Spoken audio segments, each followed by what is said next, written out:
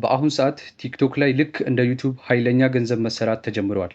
እንደሚታወቀው ቲክቶክ የሚከፍለው በእነዚህ በሰባት ሀገራት ውስጥ ብቻ ሲሆን እነሱም ዩናይትድ ኪንግደም፣ ዩናይትድ ስቴትስ፣ ብራዚል፣ ጀርመን፣ ፈረንሳይ እና ኢታሊ ናት።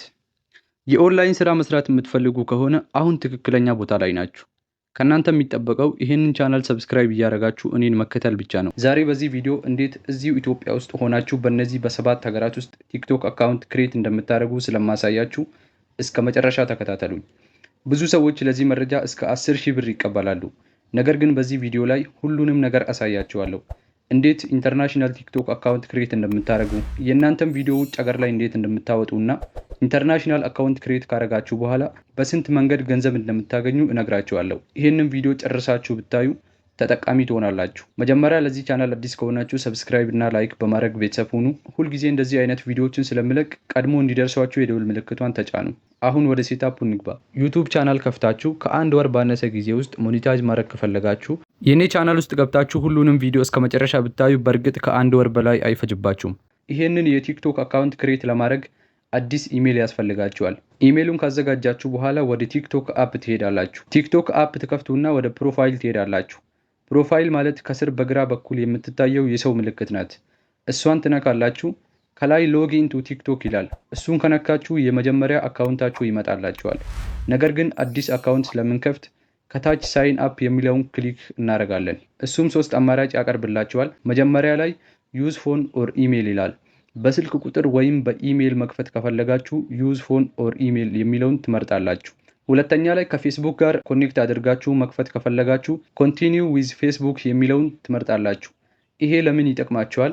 አንድ ቪዲዮ ካዘጋጃችሁ በኋላ ያንን ቪዲዮ ቲክቶክ እና ፌስቡክ ላይ ፖስት ማድረግ ከፈለጋችሁ ቲክቶክ ላይ ፖስት ካደረጋችሁ በቂ ነው።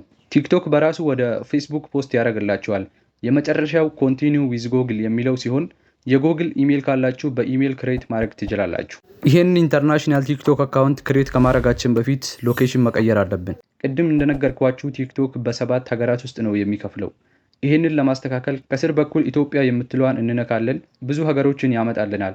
ከነዚህ ውስጥ ዩኬ ወይም ዩናይትድ ኪንግደም እንመርጣለን። ከመረጥን በኋላ ወደ ኋላ እንመለሳለን። ከሶስቱ አማራጭ ውስጥ ክሬት የምናደርገው ዩዝ ፎን ኦር ኢሜል በሚለው ነው። እሱን አንዴ ነክተን ወደ ውስጥ እንገባለን። ዩዝ ፎን ነምበር የሚለውን ከነካን ግዴታ የዩኬ ስልክ ቁጥር ያስፈልገናል። በዚህ ሰዓት የዩኬ ስልክ ቁጥር ስለማናገኝና ለእናንተም ከባድ ስለሆነ ኢሜል የሚለውን እንነካለን። ቀጣይ ኢሜላችንን እንጽፋለን። ከስር ኮንቲኒው የምትለዋን ክሊክ እናደርጋለን። እሱም ወደ ኢሜላችን የ6 ዲጂት ኮድ ይልክልናል። አንዴ ወደ ኋላ ወጥተን ጂሜል አፕሊኬሽን እንከፍታለን። እንደምታዩት ኮዳችን መጀመሪያ ላይ ይገባልናል። ይህንን ኮድ ተቀብለን ወደ ቲክቶክ አፕ እንመለሳለን። የተቀበልነውን ኮድ እናስገባለን። ልክ ኮድ እንዳስገባን የተወለድንበት ቀን፣ ዓመተ ምህረት እና ወር ይጠይቀናል። እናንተም እድሜያችሁን ከ18 በላይ ታስገባላችሁ። ነገር ግን ከናሽናል አይዲ ወይም ከፓስፖርት ጋር ብታገናኙ አሪፍ ነው። ምክንያቱም በኋላ የሰራችሁትን ገንዘብ ስታወጡ ሊያስቸግራችሁ ይችላል። ይህንን ከጨረሳችሁ በኋላ ቪዲዮ ፖስት ማድረግ ትችላላችሁ። የምትሰሩት ቪዲዮ ግን ወሳኝ መሆን አለበት። አሁን የምናየው እንዴት አድርጋችሁ ነው ፖስት ያደረጋችሁትን ቪዲዮ ውጭ ሀገር የምታወጡት። ይህንን ለማድረግ 2 አማራጭ አላችሁ። የመጀመሪያው ቪዲዮ በእንግሊዝኛ መስራት አለባችሁ። ከፈለጋችሁ በኤአይ መስራት ትችላላችሁ። የቲክቶክ አልጎሪዝም ለእንግሊዝኛ ተናጋሪዎች ሊያደርስላችሁ ይችላል። ሁለተኛው ቪፒኤን መጠቀም።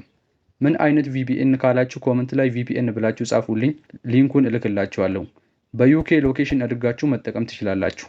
የመጨረሻው ኢንተርናሽናል ቲክቶክ አካውንት ክሬት ካደረግን በኋላ በስንት መንገድ ነው ገንዘብ መስራት የምንችለው? አንደኛው በቪው ትልቅ ብር ይከፍላችኋል።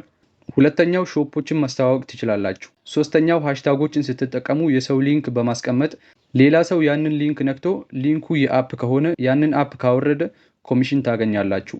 ሌሎችም ብዙ መንገዶች አሉ። በቲክቶክ ስቱዲዮ አፕ ማየት ትችላላችሁ።